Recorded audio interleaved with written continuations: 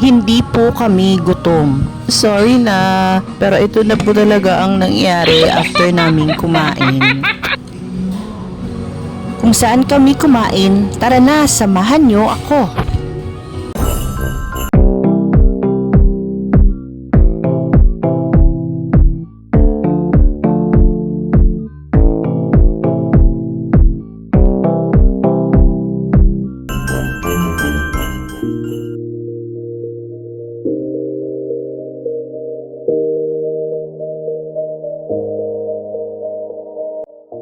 Welcome to Javi Seafoods and Grill.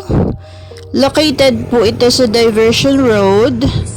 Right side kung papunta ka ng Davao and left side naman kung papunta ka ng General Santos City. So bago ko lang din to na-discover na place, Javi Seafood and Grill.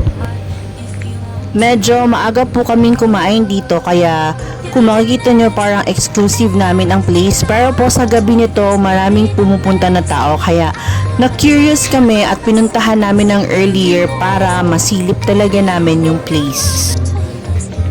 So far so good, malinis po yung area. Sa likod niya may mga bahay kubo siya at naglalagay na din sila ng mga tables in preparation for the evening ng mga customers. So yan po ang washing area nila. So, kung gusto nating magkamay, pwede tayong mag-wash doon. Simple lang naman yung in-order namin, pork barbecue, atay, garlic chicken, imbaw, at 1 pitcher iced tea. So, eto na po yung result after namin kumain. Hindi ko na po nakuna ng mabuti yung kanina kasi gutom na gutom kami. So, halata naman sa results kung gutom ba kami o hindi. In fairness, pasado sa panlasa namin yung kanilang mga pagkain. So, sabay kami nakasagot ni Eko ng masarap. So, eto nga po ulit, Javi Seafoods and Grill, located at Diversion Road, General Santos City. So, kung maghanap kayo ng makainan, punta na.